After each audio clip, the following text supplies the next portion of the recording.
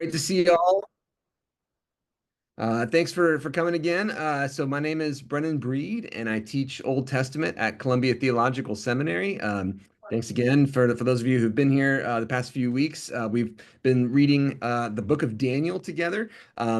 Daniel's a book that I'm working on right now for a commentary in the interpretation series, and one that I've worked on before, and I really appreciate the book of Daniel. But I think it has a lot to say to us today. I think in a world that for many different reasons, for many different groups of folks, seems to have gone awry. So the main claims of the book of Daniel, I'll reintroduce. I mean, every week we leave this place and we spend a week going somewhere else, and the life creeps in. We probably forget a lot about what we talked about before. So I'll build us back up to where we were at the end of last week. And then we'll move forward a little bit and we'll read chapters 4 through 6. And I'll really focus on chapter 6, that lion's den, but I'll give us a bit of kind of a summary of chapter 4 and chapter 5. We're going to get to the end of the first part of the book of Daniel. So one of the important things about Daniel is that it's in two halves, chapters 1 through 6, and then chapters 7 through 12, and they're very, very different. Chapters 7 through 12 are the apocalyptic part. So we're going to talk next week about apocalyptic literature, which in the Bible includes especially Daniel chapters 7 through 12, and then the book of Revelation. So we'll talk about all the end time stuff, and we'll get into that next time. But for this time, we're going to wrap up that first half of the book of Daniel, which we talked about as court stories, stories of Jews who live in the court of a foreign king and are trying to be faithful and retain their sense of identity in the midst of a culture that is trying to force them to assimilate and to lose their distinctiveness in many different ways, but especially in their respect for Yahweh's authority and sovereignty. All right, so I'll start us in prayer, and then we'll get back to Daniel chapter 1. We'll summarize a little bit of that again in Daniel chapter 3, and then we'll jump into chapter 4. All right, I'll pray for us. Gracious God, we thank you for this beautiful day that you have made for us, the sunshine and the bright blue sky. We thank you for the warming temperatures that remind us that you have provided life, that you've provided all the things that we need to live and to grow in this world, that you have provided the food, you have provided companions around us, that you have provided even this word that you have given us today. Gracious God, you have not made us to be alone, but you have made us to be in relationship with each other and with you. Please speak to us through this word tonight. Help us to understand the ways that you speak to us. Help to give us courage and faithfulness in the midst of what might feel to many of us in many different ways like a crisis. And help us to keep our trust and our faith in you. Amen. Okay, so Daniel, as I mentioned a couple weeks ago, just a real quick recap. Daniel is a book that was written over a period of time, but that discusses a community in diaspora, a community of people who were displaced and taken from Jerusalem when Jerusalem was destroyed in 587 BC. The people of Jerusalem were dispersed to many different areas around the world, but Daniel and his companions were part of the group that was taken to Babylon. So they were part of that exile. But as we'll see in chapter 6 of Daniel, the exile ends and Daniel doesn't go home. It's a bit like Esther. The book of Esther is also about a Jew who lives in Babylon, or in Esther's case, in Persia, after the time of the return, but they stayed. This is also the case for Nehemiah. The book of Nehemiah begins with Nehemiah working for the Persian king. Ezra is a book that is about the character Ezra, who was a guy who lived in Babylon well after the time of the Persians. So there are many Jews who continued to live in exile after the time of the return. And so they weren't really in exile. They could go home and they chose to stay. So this is what we call the diaspora, the spreading abroad of Jewish people who nevertheless retained their identity in the midst of a dominant world that did not in many ways respect them, respect their identity, and respect their beliefs and their faith. So this is a real stress for these folks. So we talked about how anyone who wants to retain their identity in the midst of a troubling environment or an environment that tries to take their identity from them, um, they have to mark their identity in very specific ways, and they have to choose what those ways are. We saw in chapter 1 of Daniel that Daniel and his friends were taken into captivity in Babylon. They were given all these different things, different names. They were given probably different clothes. They were given different types of food to eat. They were given different jobs and different languages to learn and different bodies of knowledge to memorize. And of all those different things, the only thing they rejected was the food. This is one of those ways that they marked identity. We talked about how many diasporic communities, even today, we talk about different, the Cuban diaspora and the Puerto Rican diaspora and the African diaspora. We can talk about many different communities of people today that retain their identities in diaspora. And one of the ways they retain it is through food. Jews began to cultivate pretty distinct food cultures during this time of the exile and the post-exilic period, which we'll get to today. But nonetheless, I'll just say that's one of the ways that Daniel marks his identity. Not every Jew in diaspora marked their identity through food. The book of Esther talks about Esther eating the food of the king and drinking the wine of the king, and she never says no thanks. And she doesn't apparently think it defiles her. So there were different groups of Jews during this time that had different conceptions of what it meant to stay faithful to Yahweh.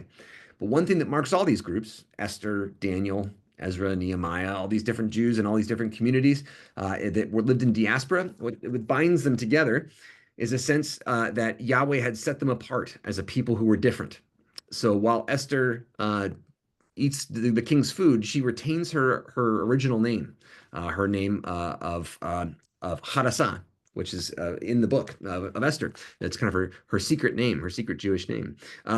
Daniel retains the name Daniel, as well as this extra name he's given, Belteshazzar, by the Babylonians. So they retain these different parts of their identity. But the part that's most important for all these different Jewish groups, for Nehemiah, for Ezra, for Esther, for Daniel, what marks them really is their faith in Yahweh, their faith in the God Yahweh. And for all of them, they had many reasons to lose their faith in Yahweh, the God of Israel. They probably shouldn't have believed that Yahweh was God. I mean, if you just look at it objectively, that is to say, if you kind of weighed it up, if you had no connection to Yahweh, the God of Israel, and you weren't Christians today, and this wasn't a Bible, if you just heard the story of these people, you'd say, why would they keep believing in their God? Because their city was destroyed, their temple was destroyed, their king that they said that their God had put on the throne had died. There was no lineage to speak of that they knew of for this king. They have nothing really to show for it. And if you were an ancient person that wasn't a Jew, you probably would have said, well, your God lost. Your God lost in battle. Marduk was stronger, the god of Babylon. Of course, and we talked about how there were ancient Moabites and there were ancient Hittites. There were ancient people who called themselves Philistines and ancient Phoenicians.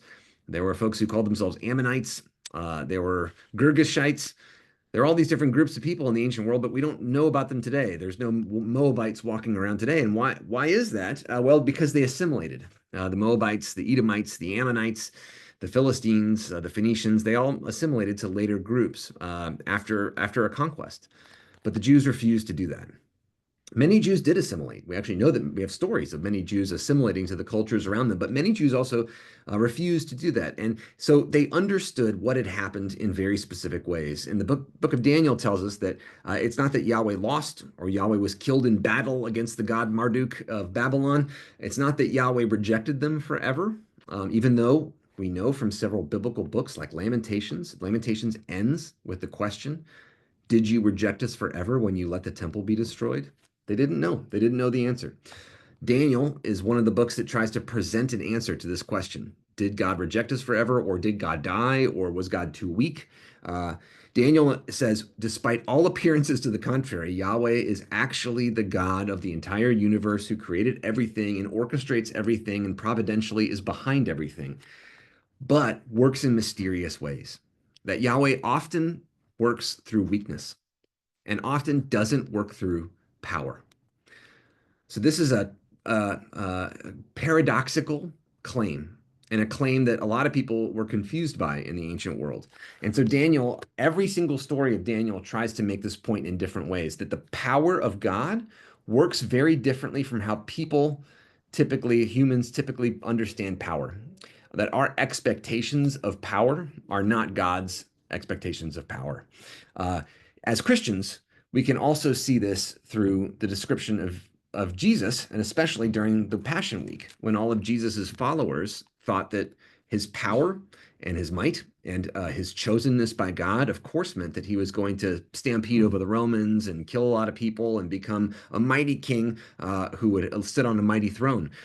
Instead, we find, ironically, that he is clothed with a crown of thorns and he's clothed in purple robes that are a joke, a mockery of his kingship, and that Jesus actually shows his power through his death, as Paul says that this is a stumbling block to many people, and that this is, it makes no sense. It's foolishness to many wise people of the day.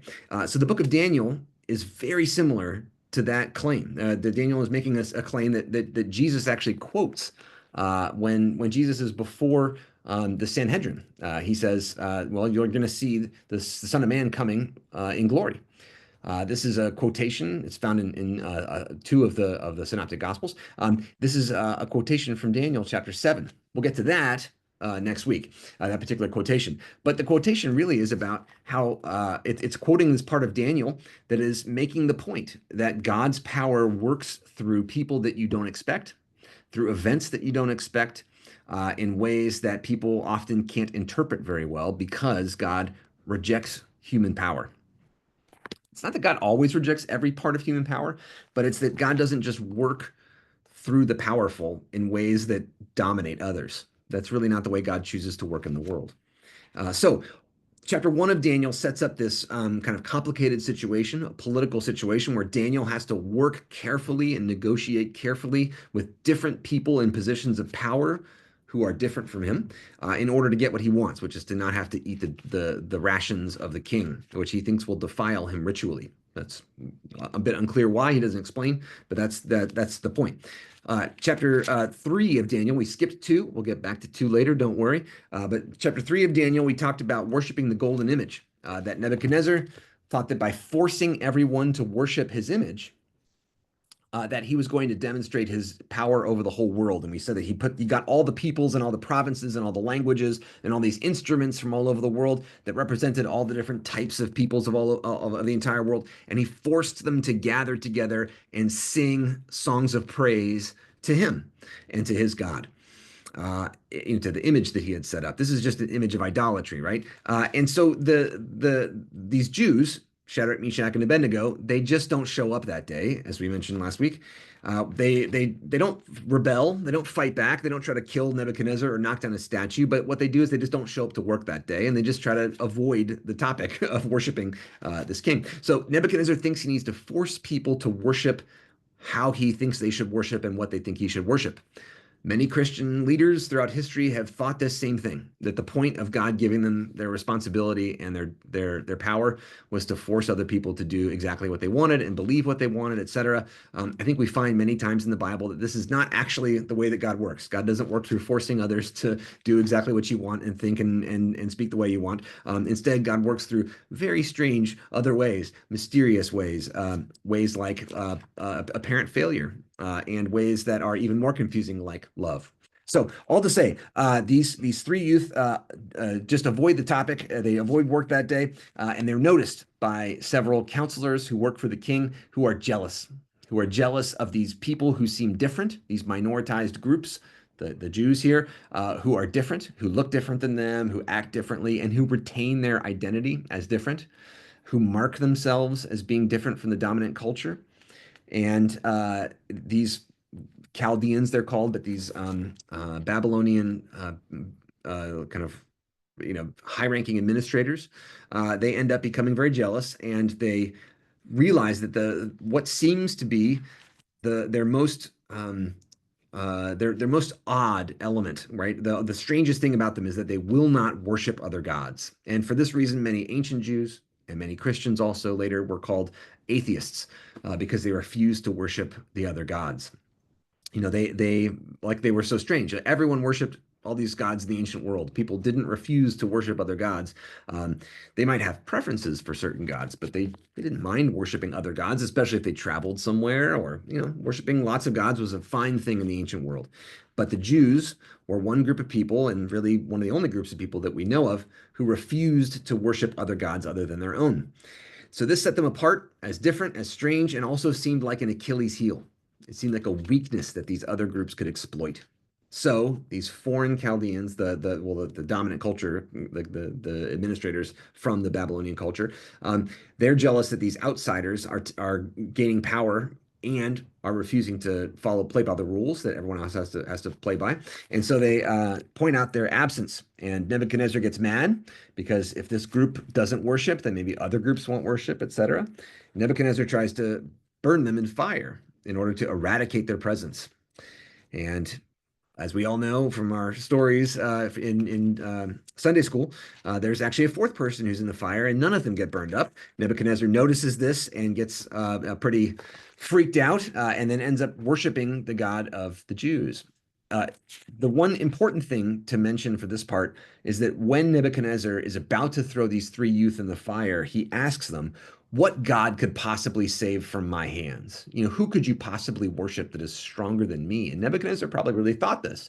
That is to say that the king of Babylon was the most powerful person in the world at that point. Who could possibly be stronger than me? And Nebuchadnezzar might have said, my God, Marduk, the god of Babylon, who has backed me and who's given me all this power, right? So the apparent power was all in his hands. And the youth, instead of arguing or trying to rationalize or apologize for their God, right, create some sort of a philosophical response, they don't do any of that stuff.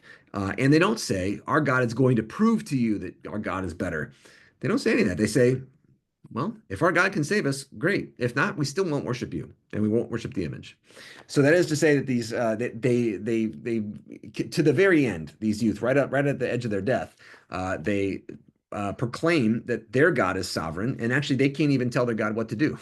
We can't order our God around. We don't even understand our God very well, right? We know this little shallow bit of our God. We can't even explain why our God does what our God does.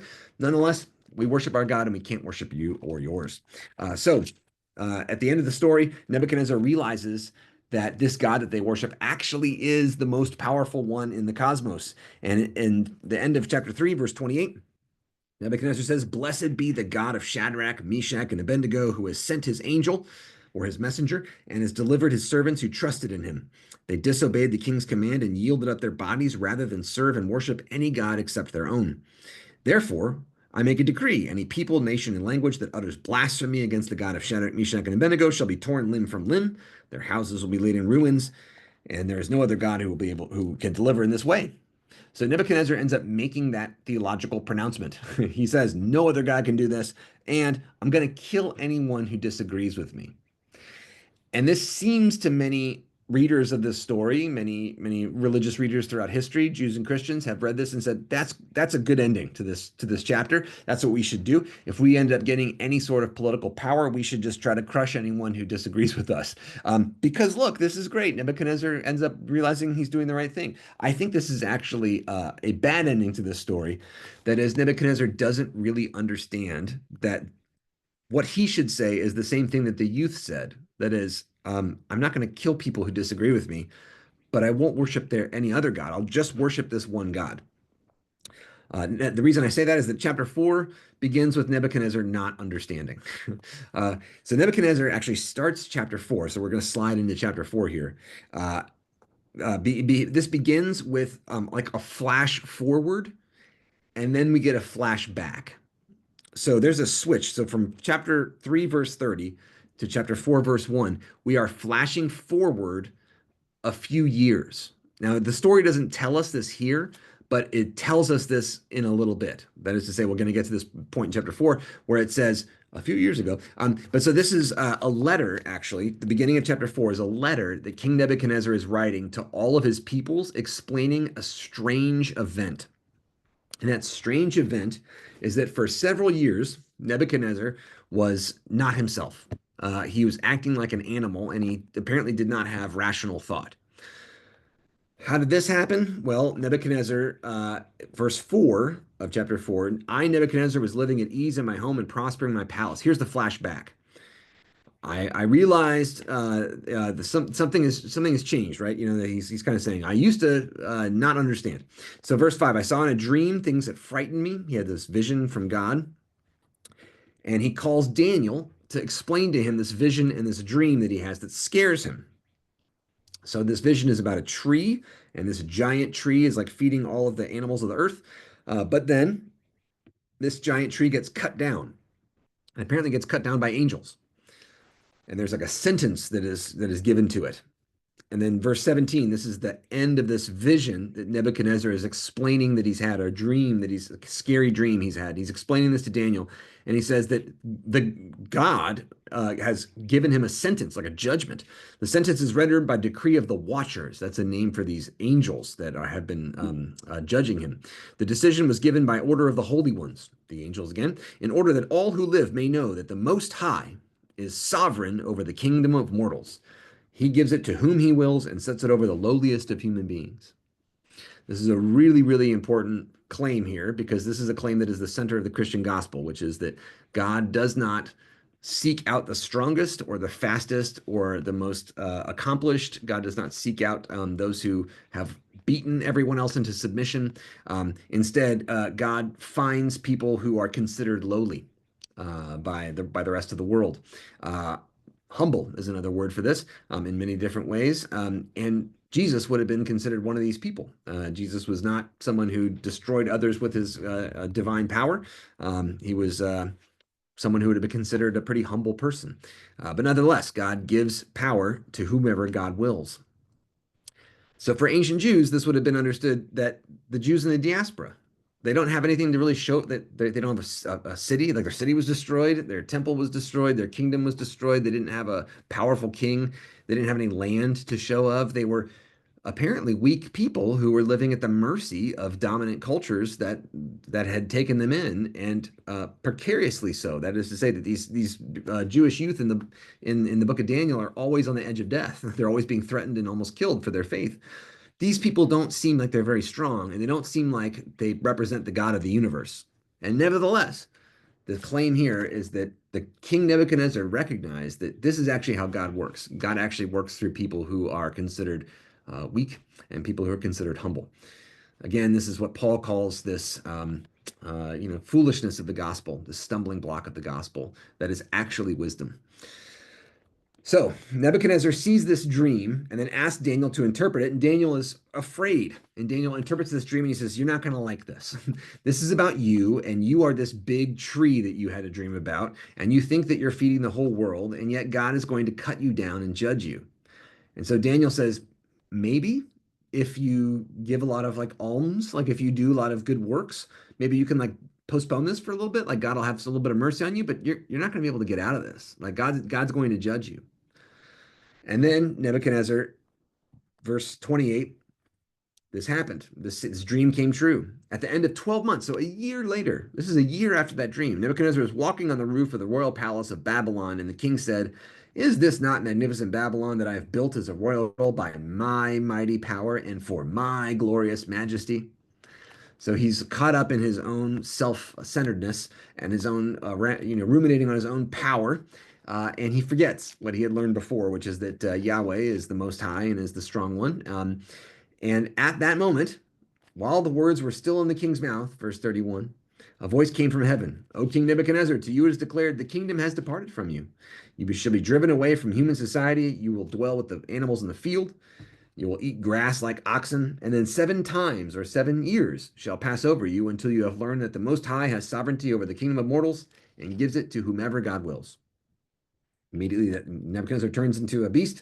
And then verse 34, when that period of 7 years was over, I, Nebuchadnezzar, lifted my eyes to heaven. My reason returned to me. I blessed the Most High and praised and honored the one who lives forever. For his sovereignty, that is Yahweh, the God of Israel's sovereignty, is an everlasting sovereignty. That is, Nebuchadnezzar realizes that he has temporary sovereignty. He has a little bit of power. But while that power may feel like a lot, it is actually controlled and constrained by Yahweh, the true power, the power behind the scenes.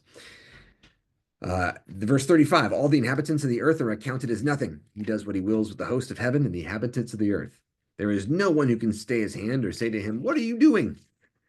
At that time, my reason returned to me, and my majesty and splendor were restored to me in the glory of my kingdom.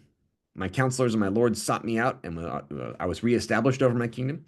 And then more greatness was added to me. Now I, Nebuchadnezzar, praise and extol and honor the King of heaven, for all his works are truth, all his ways are justice, and he's able to bring low those who walk in pride.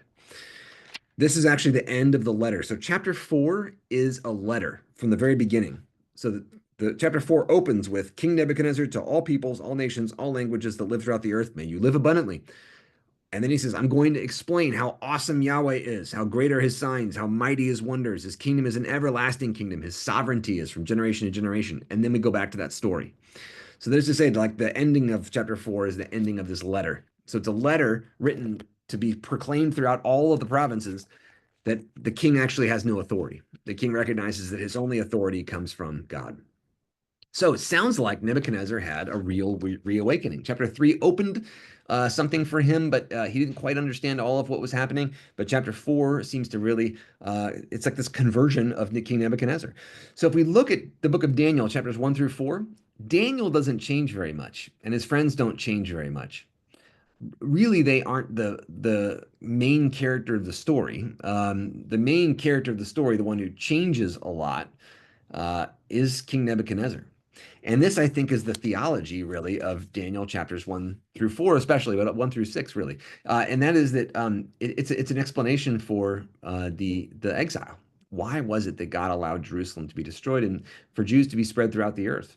And Daniel 1 through 6 says, it's so that this message of what we would call today the gospel, that God has created and will save and will redeem the earth, that this is going to be spread abroad. And there's other parts of the Bible that explain the exile in other ways, like, for example, as a punishment for sin. That can be very true as well. But this is one of those explanations, one of the different explanations for why that happens. So really, chapters 1 through 4 are like the education of King Nebuchadnezzar. But then Nebuchadnezzar dies in chapter 5. So in chapter 5, Nebuchadnezzar dies, and his son, King Belshazzar, made a feast. Now, I got to say, this Daniel is not a book that is focused on history, qua history. It's not a history textbook. There are books in the ancient world that deal with things in a more historical way, that is written like ancient people write history. Ancient people don't write history like we write history, but they wrote history the way they wrote history. And Daniel is not written like that.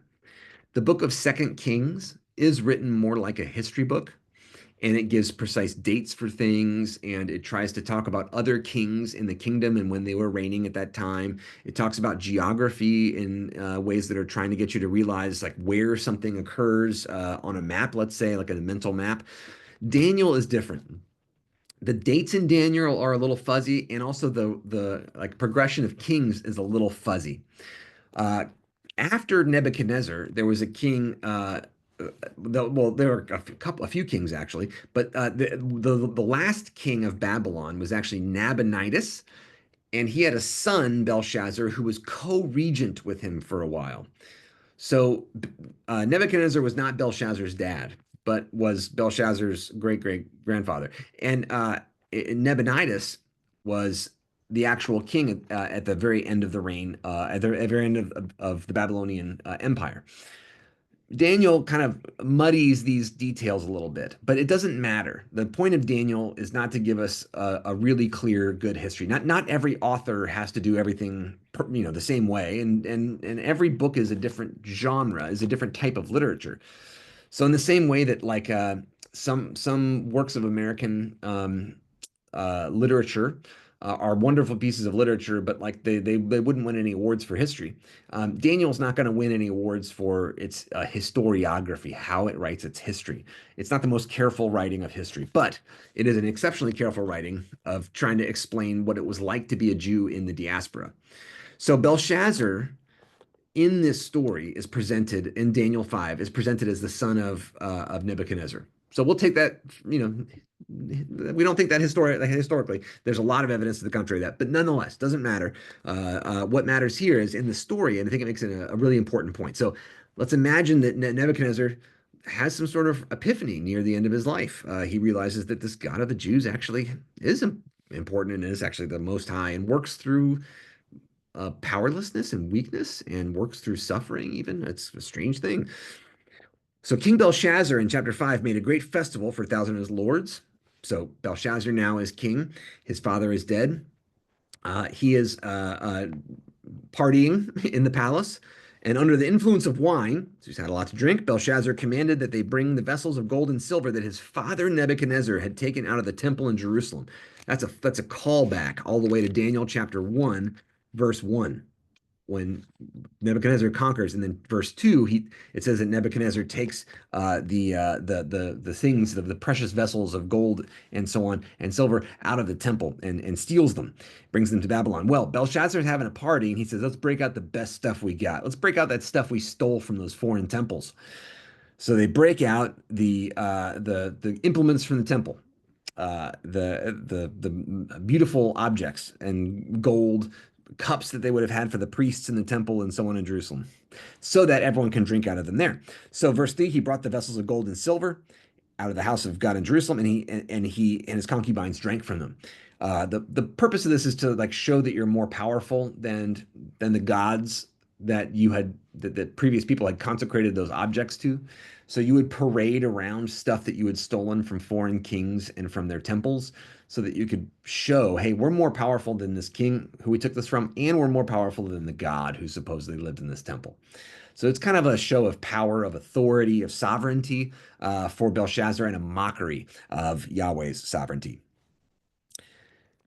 And then verse 5, immediately the fingers of a human hand appeared and began writing on the plaster of the royal palace, like writing on the wall. So this is the writing on the wall, if you've ever heard that phrase, that comes from this chapter. And it's like the fingers, I mean, people think of it usually as a hand, kind of, but yeah, these fingers of a human hand appear and begin writing on the wall. And the king was watching, and the king's face gets pale. It's like only he sees, and he notices, and he gets really worried. And the king cried aloud, there's a strange thing happening. And he says, whoever can read this writing, and the fact that he says that whoever can read this writing means that it probably was written in some sort of code or something. It wasn't written plainly or clearly. And whoever can read this and then tell me its interpretation shall be clothed in purple and have a chain of gold around his neck and rank third in the kingdom. So whoever can read this, you're going to be part of the royal family. And then all the king's wise men came in, but they couldn't read the writing or tell anyone else about it. And then the queen, when she heard the discussion of the kings and lords, she came in, and this actually seems to be the queen mother. That is to say, this seems to be Belshazzar's mother, perhaps, because she seems to be very old, and she reminds Belshazzar of his dad and what his dad used to do. So she's maybe she's retired. She's not having the parties anymore, but she's like sleeping, in her chambers, and she hears this racket, and she comes down.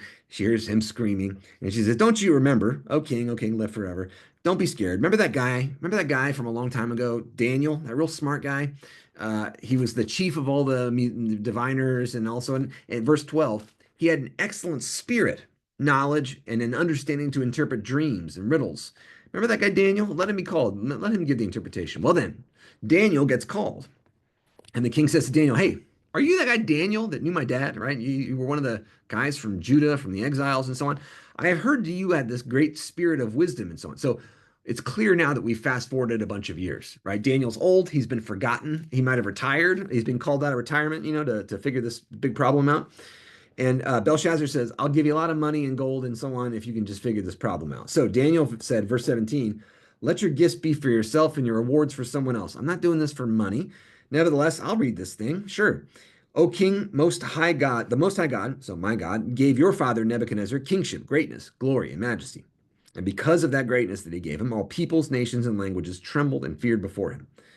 So he's telling the story then, and he goes into the story of chapter 4. He retells chapter 4, which apparently Belshazzar forgot about. So, verse 24, from his presence the hand was sent, and this writing was inscribed. And this is the writing that was inscribed. Mene, Mene, Tekel, and Parson. And this is the interpretation of the matter. Mene, God has numbered the days of the kingdom. So mene can be read two ways. One is the verb mana, which is to weigh.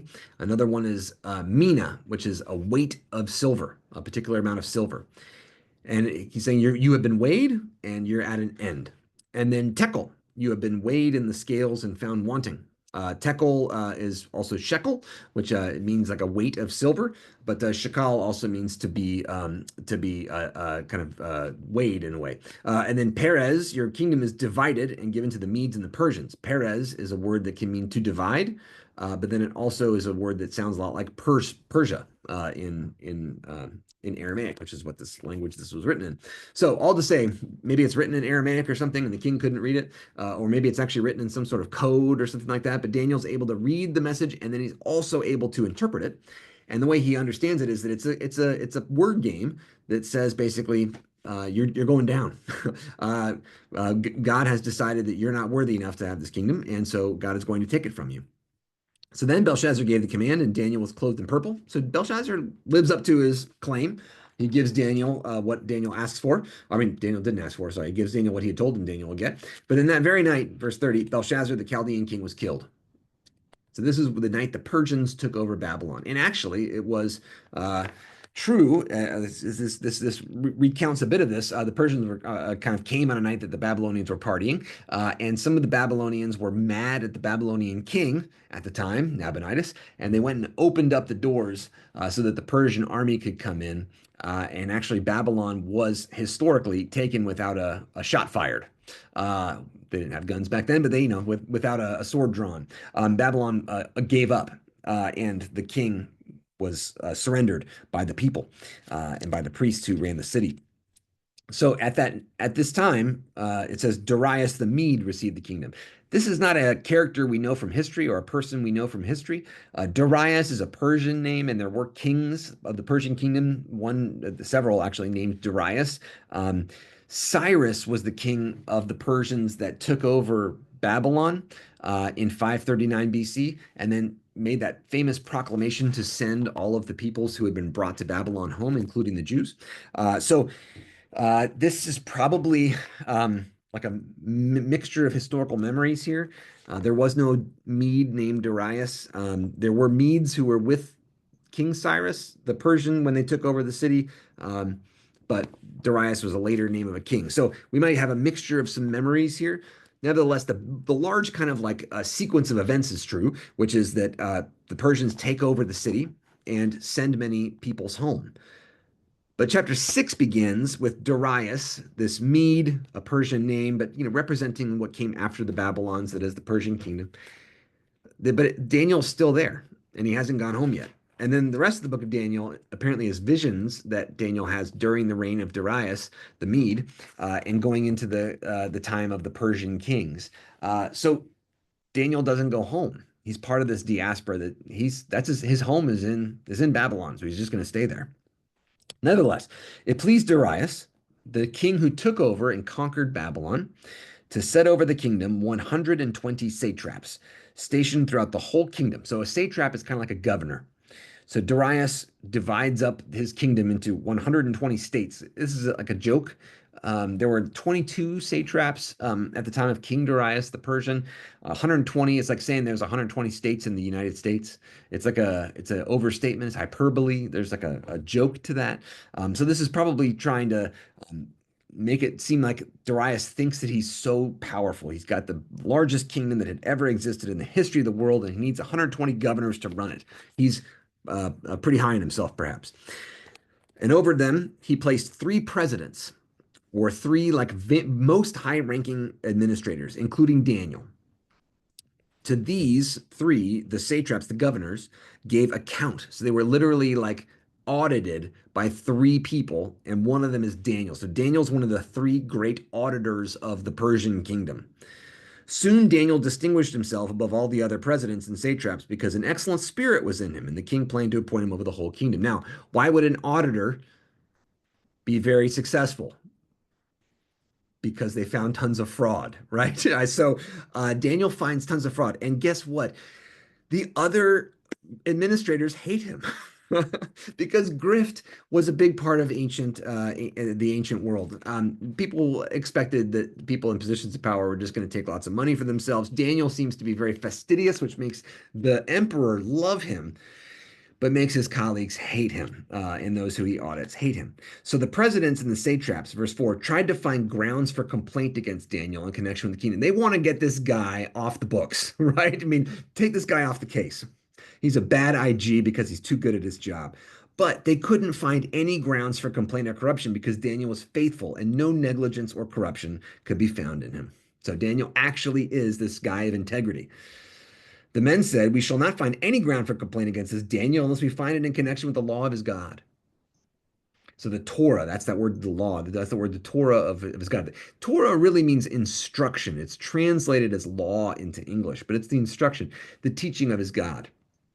And they mean the Bible, right? He's got, Genesis through Deuteronomy, that's his Torah, right? The instruction of his God. And this Torah is really helping him out. It's giving him some great rules for life, like don't lie and don't cheat and don't steal and, be a person of integrity and respect, your mother and father, but anyone in a position of authority over you, and try to live your life, with by caring for those who are less fortunate than you and so on, which we find in Deuteronomy a lot. So Daniel seems to be a good guy. He absolutely has integrity, and he can't be, hit for corruption. So the men said, or all these administrators said, we can't find any ground for complaint against this Daniel, but we got to find it in connection with the law. That's his weakness. So his weakness is that he sticks out. And he sticks out because Yahweh demands that he sticks out, and that makes him a target. How does he stick out? He sticks out because he does what his God says to do, which often it runs contrary to the religious and sometimes ethical rules of the peoples that he lives with. So, what seems to be his Achilles heel, yet again, is his devotion to Yahweh.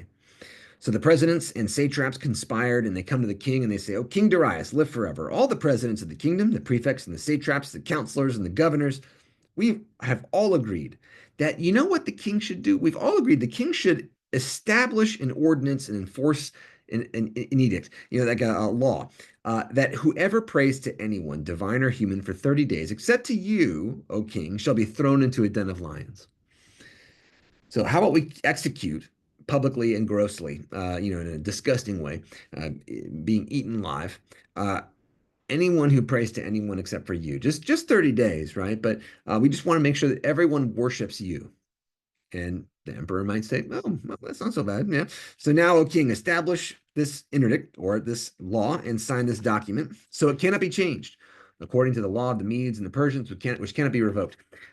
Really, it's the death sentence that can't be revoked. I mean, kings can make laws all they want and then change them, but death sentences were understood in the Persian Empire to be something that you really couldn't change, even if you changed your mind later. It was like once you've been declared someone who was going to die, you were going to die.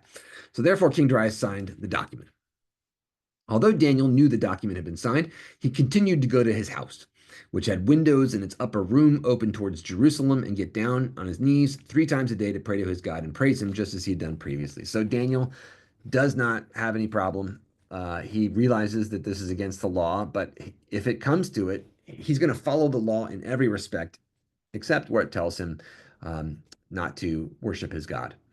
So when it says he went to his house, he went to his upper room and he went towards Jerusalem. Jews during the time of the exile began to pray, especially 2 times a day, in the morning and in the evening. That became then 3 times a day, which you read about with Peter and his prayers in the book of Acts. But it starts at 2 times a day because that's the times of the offering. The tamid, or the whole burnt offering, was offered twice a day in the temple, in the morning and in the evening. And those were sacrifices. Those were understood to be not bad things, or they were not things to cover over sin. The most of the sacrifices that were offered in the temple were just meant to make communion with God. There were certain sacrifices that were meant to cover over sin or to remedy sin, but most of the sacrifices in the temple were actually just like a party time. Why'd you burn these sacrifices? Because God loves the smell of barbecue. That's what Leviticus says. God doesn't need to eat the food. God doesn't need to eat anything, but God just loves a good barbecue smell. It makes God want to hang out. A few days ago, my wife and I were walking by a restaurant, and we were looking to eat, and Catherine is walking by, and she smelled something, and she was like, it was like kind of like a cartoon. She just like kind of like running around the corner. She was like what's that? And kind of ran around. And she asked the person in this one sandwich shop. She's like, "What's that smell? What am I smelling?" And that person said, "Bacon."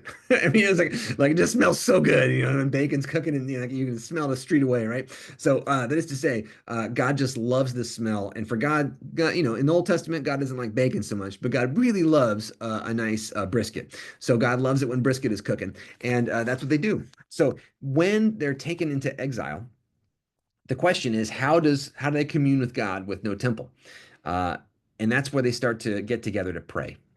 And there's a theology that begins to emerge during the exile that when Jews gather to pray, that their prayers are understood to have that same effect of the smoke in the temple, that is to say, the nice barbecue smell, and God comes near.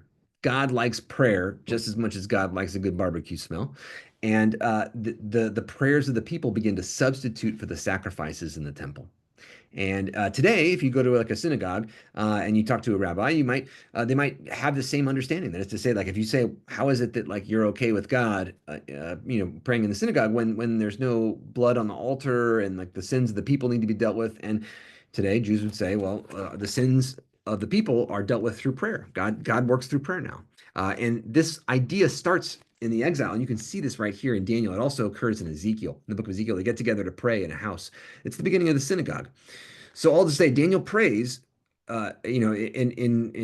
towards Jerusalem. He's looking and thinking about the sacrifices that used to happen in the temple, but he's here getting down on his knees 3 times a day to be able to pray, and it's kind of mimicking in a way these prayers of the sacrifices of the temple. So he doesn't change, right? He keeps on praying the same way that he prayed, and he had his upper room open towards Jerusalem, or he like opened the windows. Uh, there's a really amazing story of Mahatma Gandhi, the activist in India. When he lived in South Africa, he was a lawyer in South Africa for a while because there was a large community of Indians in South Africa who were mostly laborers. But Gandhi went there to try to advocate for in full inclusion within South Africa for Indian peoples. And he protested against the apartheid system when he lived there. And he was thrown into jail by the South African apartheid powers. And while he was in jail, he got access to a Bible. And no joke, Mahatma Gandhi read Daniel chapter 6 while he was in jail in South Africa. And he said, "Oh my goodness, this is amazing right here. How Daniel, there was something, a law passed to make it illegal to be who he was and to live the way that he thought he needed to live and worship the way he wanted to worship. And he broke the law in full view of everyone else for the purpose of protesting. And Gandhi ended up realizing that this might be a tactic that he could use, and so he brought this tactic back to India. All to say that's like an amazing story, and there's several different accounts of it of when he got out of prison, and he basically like started excitedly telling people about what he had read in jail. So all to say that this has been a pretty important story, not just for Christian history, but also for the history of liberation movements around the world in the 20th century. Um, Also, Martin Luther King Jr. Read that account of Mahatma Gandhi reading Daniel 6 as well, which was one of the things that convinced him to follow a nonviolent strategy of resistance. So all to say, this has been a pretty impactful sentence, Daniel 6, verse 10. So then the conspirators came and found Daniel praying and seeking mercy before his God. And they approached the king and they said concerning the interdict, "O king, did you not sign this rule, this interdict, this law, that anyone who prays to anyone, divine or human, within 30 days, except to you, O king, shall be thrown into a den of lions?" And the king answered, "The thing stands fast, according to the law of the Medes and Persians, which cannot be revoked." So the death sentence can't be revoked. I signed someone's death sentence. It's Daniel. Oops. Then they responded to the king, "Daniel, one of the exiles from Judah, pays no attention to you, O king." Uh-oh. The king ends up realizing it's Daniel, and the king loves Daniel because Daniel is such a good worker for him.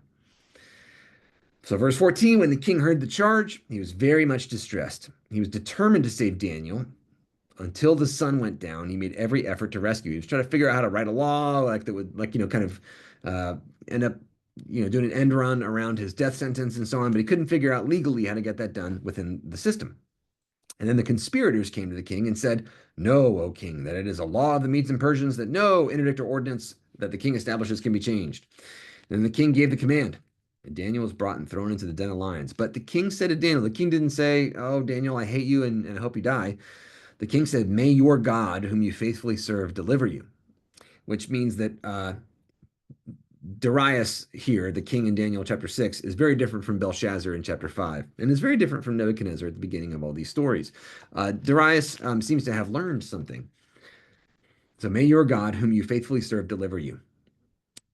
A stone was brought and laid on the mouth of the den, and the king sealed it with his own signet ring. So he sealed it so that it couldn't be opened without someone breaking his law. And then the king went to his palace and spent the night fasting. No food was brought to him, and sleep fled from him. So the king was actually praying on behalf of Daniel and fasting, that is, foregoing food, so that his prayers could be sharpened as kind of a way of heightening his time of prayer, so he could focus more clearly on his prayer. So he's really trying to help Daniel, and he's praying on Daniel's behalf. And then at the break of day, the king got up. Now notice the main character of the story is the king again, right? We're following the king's eyes, not Daniel. So Daniel, what's happened, Daniel? You know, like if you imagine a movie being made of this, right? The movie like opens with like the king seeing the sun come up and the king like running to the pit of lions to be able to see like, is Daniel still alive or not, right? So the break of day, the king got up and hurried to the den of lions. And when he came near the den where Daniel was, he cried out anxiously to Daniel, "Oh, Daniel, servant of the living God, has your God, whom you faithfully serve, been able to deliver you from the lions?" And Daniel said to the king, "Oh, king, live forever." So you hear the voice come out, and the king, you can see the king's face be like, "Oh," he hears his friend calling back out to him from inside the pit. "God sent his angel and shut the lions' mouths so they couldn't hurt me, because I was found blameless before him. And also you, O king, I have done no wrong." And then the king was exceedingly glad and commanded that Daniel be brought up out of the den. So Daniel came up out of the den, and no kind of harm was found on him because he had trusted in his God. End of the story might sound good, but then here we get the way that ancient kings and perhaps many modern leaders are begins to pop back up again. So the king then gave a command, and those who had accused Daniel were brought and thrown into the den of lions, they, their children, and their wives. Here comes the vengeance and the use of physical power, of violence, to be able to destroy those who got in the way of the king and tried to trick the king. Before they reached the bottom of the den, the lions overpowered them and broke all their bones in pieces. So some people have cheered for this ending. I think I might look at it and the clues that we have from previous chapters to say, I think Darius still might have a few things to learn. Then King Darius wrote to all the peoples and nations of every language throughout the world, "May you have abundant prosperity. I make a decree that in all my royal dominion people should tremble and fear before the God of Daniel. For that God is the living God, enduring forever. His kingdom shall never be destroyed. His dominion shall have no end. He delivers and rescues. He works signs and wonders in heaven and earth, for he has saved Daniel from the power of the lions." So this Daniel prospered during the reign of Darius and the reign of Cyrus the Persian. So Darius is understood to be like a mediator between the Babylonians and Cyrus the Persian. For whatever reason, I don't know exactly, but nonetheless, the rest of the book continues with this time of Daniel living during the reign of the Persian kings, but everything changes. Chapter 7 through 12, I shouldn't say everything. The one thing that keeps like, well, Daniel is also found in chapter 7 through 12, the character Daniel, but he's having visions. It's very different. But then also the other thing that stays the same besides the character Daniel between chapters 1 through 6 and 7 through 12 is the belief in the sovereignty of God, and especially the sovereignty of the God of Israel in despite all appearances, despite everything to the contrary that seems to tell us, our eyes and our ears, right? Everything that we see and that seems to tell us that this God is inept or perhaps non-existent or perhaps defeated in some way. This weak, pathetic God. This is how many Romans understood Jesus. This weak, pathetic guy who died on a cross. He was executed. You can't possibly believe that guy is actually God, many Romans said. Of many Jews living in the exile, I'm sure that question was asked as well. I can't believe you worship. How's it possible you'd worship a God who had been defeated, who had lost? So that is to say that chapter 7 through 12 follow that same idea from chapters 1 through 6, that God, the God of Israel, is sovereign no matter what. But the big difference is the situation seems to have changed. it's not possible anymore to be a faithful servant of Yahweh and serve the kingdom.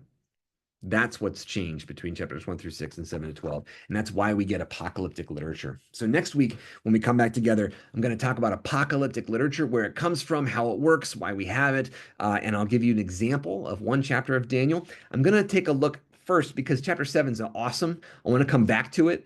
Chapter 8 is a little easier to understand. So next week, we're going to talk about apocalyptic literature in general. And we're going to talk about the period of time of the early Hellenistic period, so the time of Alexander the Great, which explains to us why it is that there's this radical break in the book of Daniel and why chapters 7 through 12 are totally different. And we're going to look at chapter 8 in particular. And then we'll come back to chapter 7 the week after that. And then we'll end with chapters 10 through 12, which are all one vision. Chapters 10 through 12 are all like one chapter, really. It's broken into 3 chapters, but chapter 7 is a vision, and it's a distinct individual vision. Chapter 8 is a vision. Then chapter 9 is a little different. There's a vision in it, kind of, but there's also like Daniel reading the Bible a bit. We'll talk about that later. But then chapters 10 through 12 are all one big vision, and there's no break really between them. So we're going to talk about them over the next 3 weeks. All right. I know that was one big wall of text or speech. I'm sorry, I kept going. But if you have questions, comments, concerns, feel free to share, and I'll answer as best I can.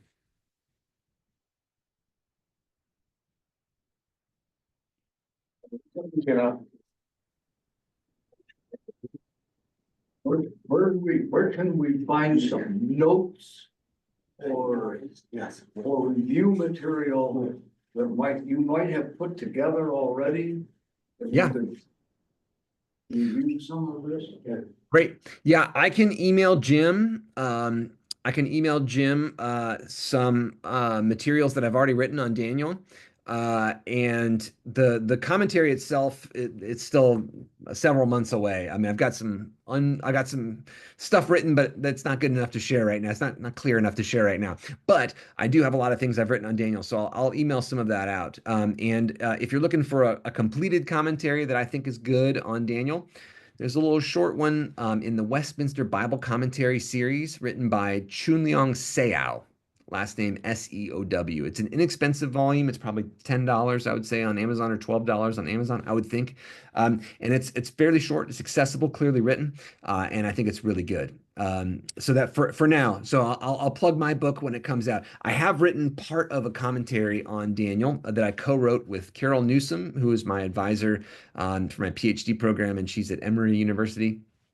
But that one's a little more technical and might not be the most fun to read. But I'll email you all some things I've got. Does that help? Thank you. Yeah. All right. Well, yeah. Feel free. Any other questions?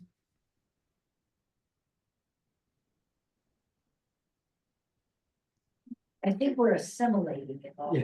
Yeah. All right. All right. We caught up to speed. Okay. Well, if you have questions for next week, if there's questions you have like during the week this week, feel free to write them down, and we can start next week, and I'll say any questions. But then next week we're going to talk about apocalyptic literature. So if you've ever wondered why the heck the Book of Revelation's in your Bible, or what the heck you do with these weird end time things, that's what we're going to be doing next week. All right. All right. All right. Peace, y'all. I'll see you next week. Look forward to it. Thanks, Brennan. Bye.